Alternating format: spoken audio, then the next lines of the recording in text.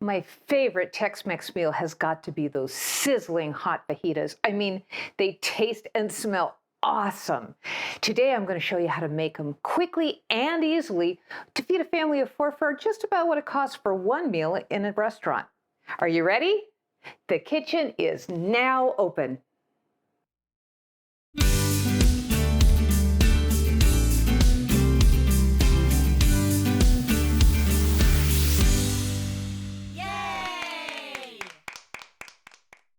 Hi, I'm Deb, and welcome to my kitchen. You know, families are built at the dinner table, and I want to help you to build yours with recipes, cooking skills, and even tips on how to make meals more fun. And if you don't know how to cook, that's not a problem because we're going to walk through it together step by step. Today's video, fajitas. Come on in, let's cook up something good. To make fantastic fajitas at home, you'll need frozen chicken strips, multicolored bell peppers, white onion, olive oil, fresh lime juice, or you can use the bottled kind, that's fine too, and then taco-sized flour tortillas, corn and or flour. The tools you need are a cutting board, a large frying pan with lid, silicone tongs, a large knife, a large bowl, and optional items are a tortilla warmer and a cast iron pan or griddle with a flat bottom that's large enough to warm your tortillas. For step one, we're going to start browning our fajita meat. So we're going to start with a medium high flame and probably about 3 to 4 tablespoons of virgin olive oil. You'll see as you watch me cook that I use a lot of olive oil. We use very little corn or canola in our kitchen. First of all, olive oil is really good for you, and besides that, it adds an awesome flavor. Now I'm going to add my frozen chicken strips, and I want to mention that these strips are already grilled and cooked in the bag before they're frozen. So all we're doing here is really heating them through and getting a nice little crunch, kind of caramelized edge on them. So I'm not cooking raw chicken. With that in mind, I'm going to throw a lid on it. It's going to take probably overall 8 to 10 minutes.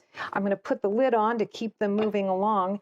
And while those are cooking, we're going to go ahead and start slicing up our vegetables. While our chicken is cooking, this is the perfect time to slice up our vegetables and get them ready to go.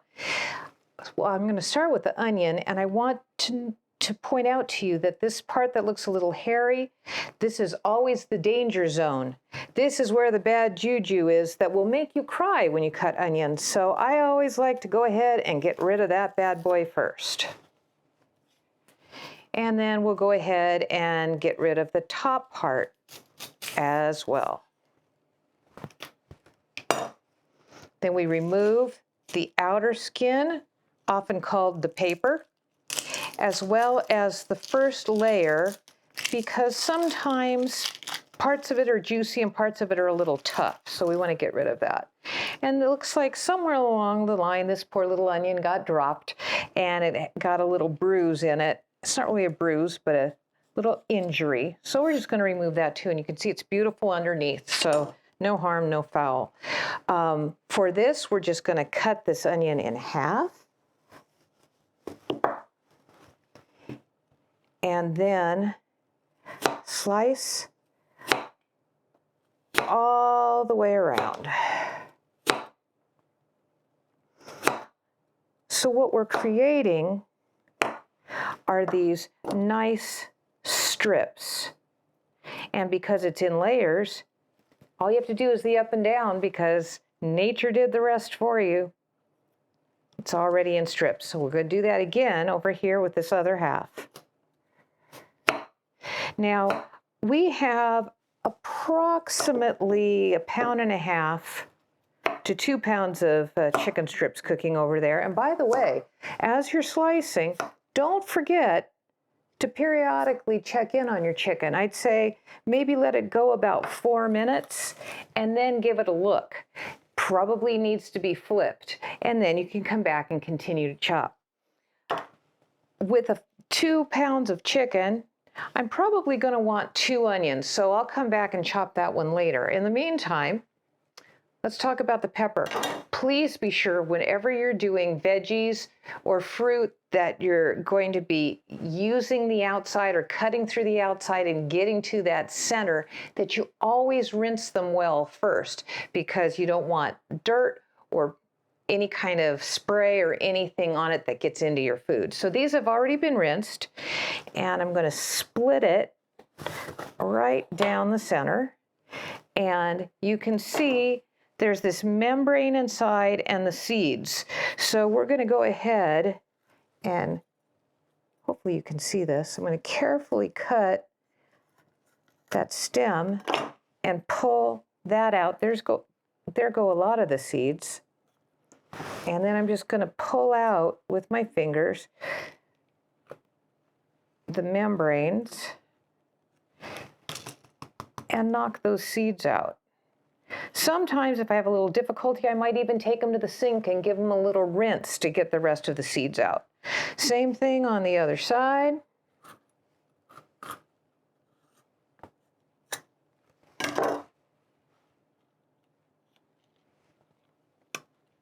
So this is really simple. And these peppers, the red, orange, yellow, I like to use these because they have a nice little bit of a sweet edge to them. Some people use green along with the red. You'll see that in the restaurants. But the green ones tend to be a little bit bitter, so they're not my favorite. If you like them, go ahead, throw them in, because the color is really nice. Then I'm going to go ahead and cut my pepper in half this way, because I'm kind of keeping my strips consistent with the size of my onion. And then I'm going to go ahead and just front to back cut strips all the way around here too. See how they're about the same size as the onion? That's kind of nice. I like that. And we're going to go ahead and cut up this whole pepper in the same manner. Then we're going to come back and we're going to do the yellow one and the orange one, because remember, we've got a lot of chicken going over there, so we're going to want a lot of veggies too. Back to the chicken.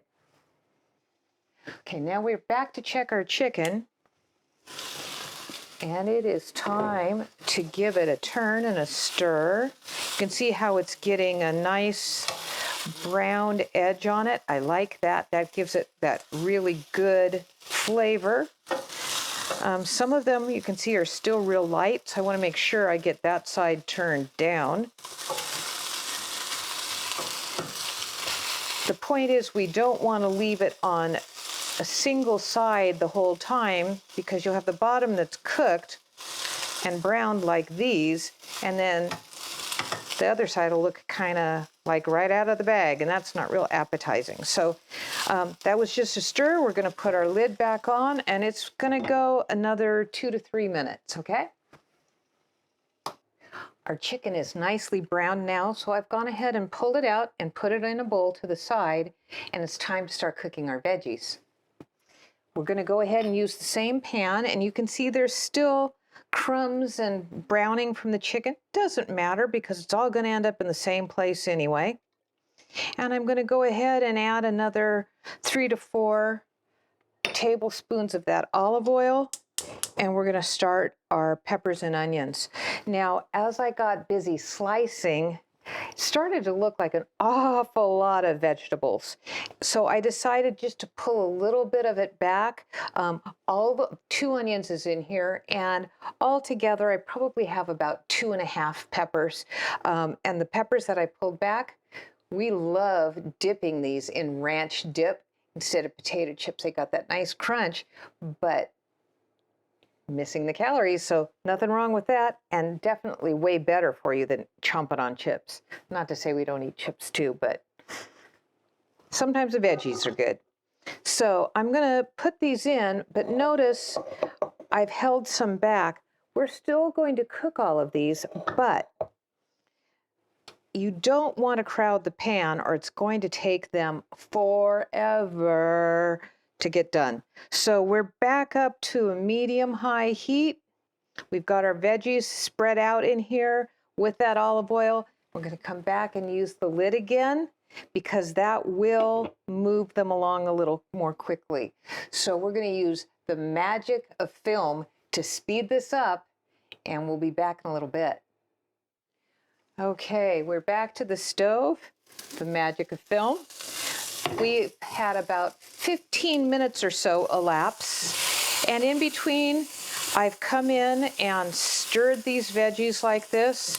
You can see they've kind of got some carbon on them. Don't worry, if you've ever had them at a restaurant, that's exactly what they look like, right? And while they were cooking, that gave me plenty of time to go ahead and get my table set.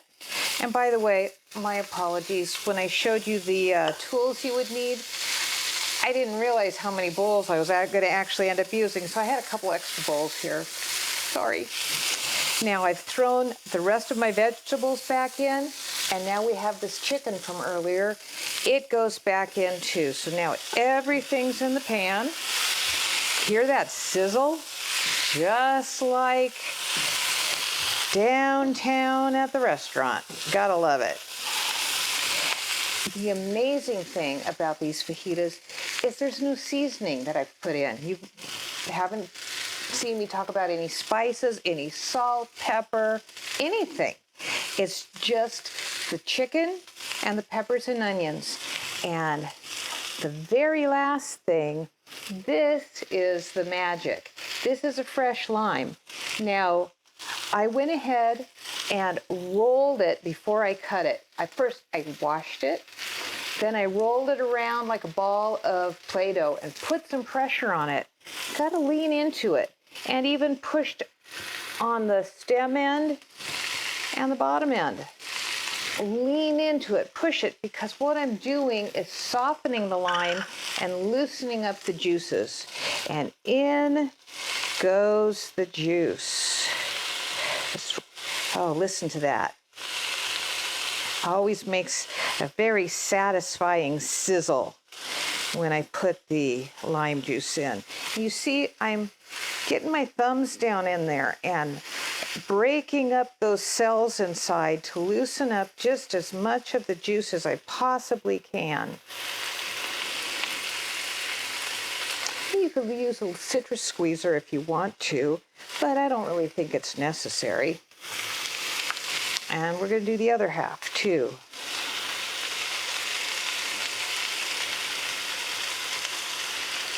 There it comes. The amazing thing about using lime in your Mexican food is that it adds a little bit of acidity and a ton of brightness, and all of a sudden it just wakes up the food. It makes it taste really bright and fresh and just amazing. So that's kind of your secret weapon. We're going to go ahead and give this one last stir. Make sure we get that lime distributed all the way through. And we turn off the flame. The next thing is warming our tortillas. We're ready to heat up our tortillas now. So I've gone ahead and put our fajitas to the side with the lid on to help keep them warm. And I'm warming up Grandma's cast iron skillet. This baby is about 100 years old. And you don't have to use cast iron. I just happen to like this one. It means something to me. Anyway, so any pan that has a flat surface that will accommodate this tortilla. And I have this pan already warming on medium-high heat. It is a dry pan. There's no oil in it. And just that quickly, I can feel that heat coming through the tortilla. I'm flipping it over. And I'm going to put it in my handy-dandy tortilla warmer. I'm going to put the lid on, and I'm going to keep going. The nice thing about this tortilla warmer is that it's going to keep the tortillas nice and warm and soft at the table during really the duration of the meal. It really holds quite nicely. Now, you might say, okay, that's nice, Deb, but I don't have a tortilla warmer. What do I do? I'll show you. We'll do it old school. Hang on just a second, because this one's about ready. See how quickly those warm up? It just takes a minute. As an alternate, I'm using a large bowl, and I'm going to line it with a towel, or you could even use a couple towels if you want. And then, getting all this stuff in the way, I hope you can see what I'm doing. And then I'm going to go ahead and just warm my tortilla the same way as before. Whoa, baby, that's hot. And I'm putting it right down in, and I'm going to just fold my towel on top of it. Heat another one, pull the towel back, throw it in there, put the towel back on it again. And that's the old school way of keeping your tortillas warm. And you can see the different colors of the different veggies, different peppers. And then when I eat mine, I like to put some guac in there, and I just kind of roll it up and eat it just like that. Now, this is ready to go, but it's kind of ordinary.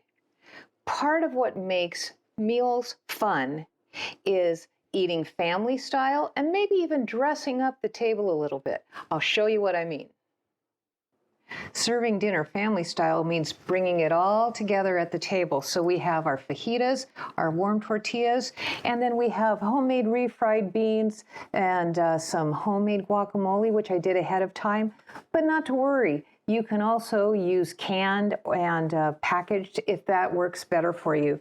The total cook time on our fajitas was about 30 minutes, which again gave me enough time to go ahead and set the table too. And that's counting cooking up the chicken, chopping all the veggies, cooking the veggies, and putting it together. So that's pretty quick for putting together a meal this awesome. Now, you saw me put a taco together on my everyday plates. It was kind of boring. How about these cool Mexican style plates? I love them. And you know what? They cost $1. This is one of the things that I like to do to make meals more fun. You can get thematic. Look at these great colors from the dollar store. So be out there. Keep your eyes open.